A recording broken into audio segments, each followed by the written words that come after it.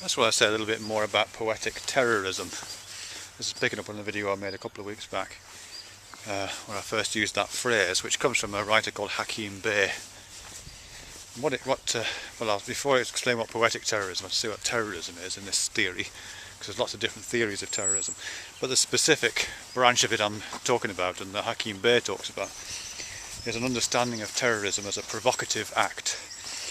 And the idea is not that you attack a target in order to take out, to gain some kind of strategic military advantage. You attack a target in order to provoke a response of some kind. And the response reveals power structures, or gives information that was previously, hidden within the social formation.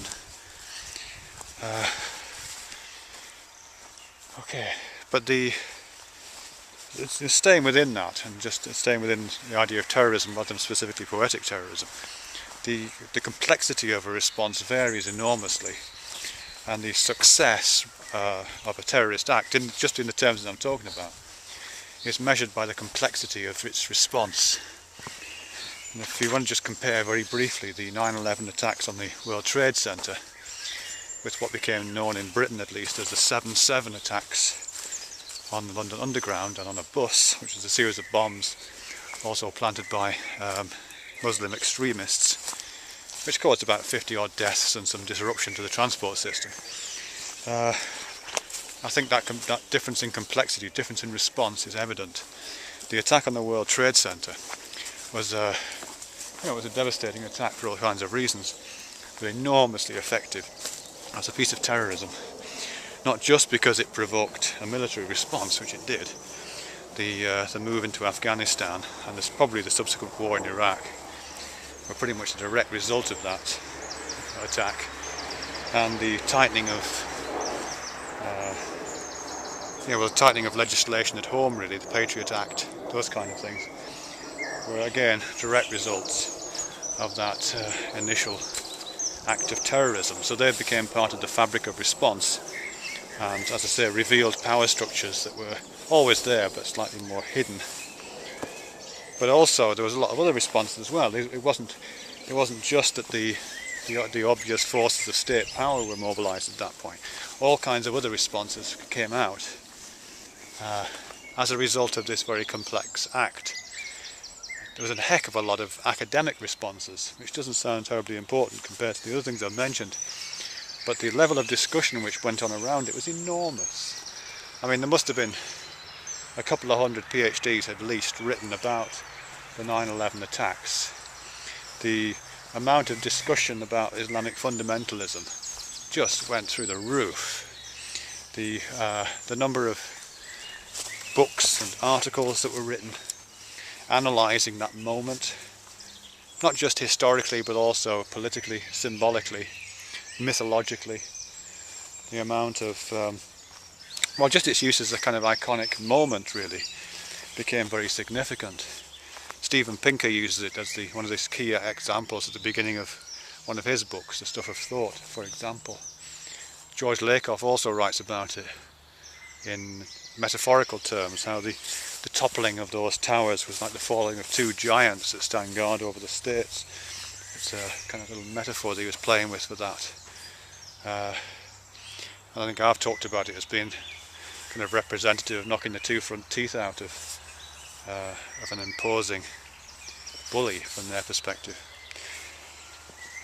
So as I said, it was a very simple act, but because of its openness and its and the scope of its and complexity of its responses, it was an enormously successful act of terrorism. If you compare that to the 7/7 bombings in London, I mean, obviously it was a smaller scale operation, fewer terrorists were involved, fewer people were killed, less damage was done to the economy, to the infrastructure, to all those kinds of things.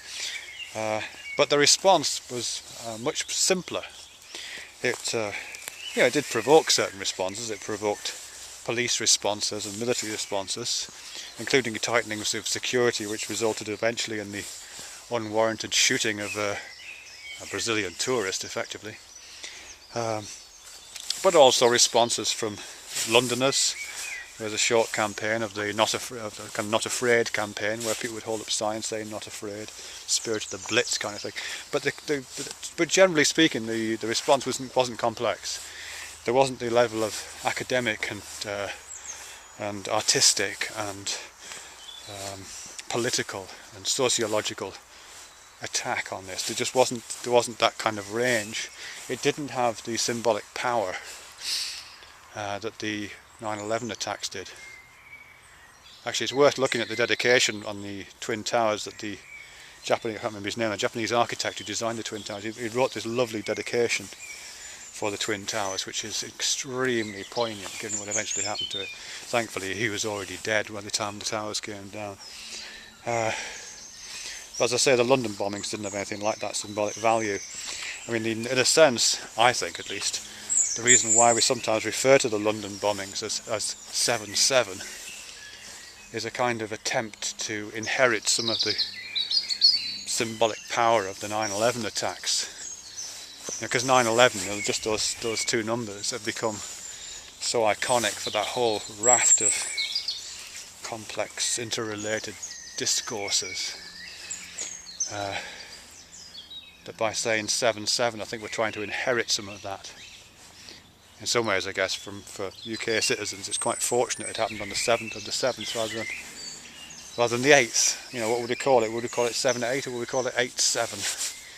If you wanted to inherit some of 9/11's glamour, and I mean glamour in the sense of illusion, not glamour in the sense of attractiveness. If we wanted to inherit some of that, we would have to use the American configuration and call it 7/8. But of course, from a UK perspective, because we arrange our dates the other way around, we would have to call it 8/7. So I guess we were just lucky it happened on the 7th of July. I haven't really got to poetic terrorism, haven't I? I mean, there's something about poetics in that, I think. I'll maybe make a different video about this specific Hakim Bey stuff.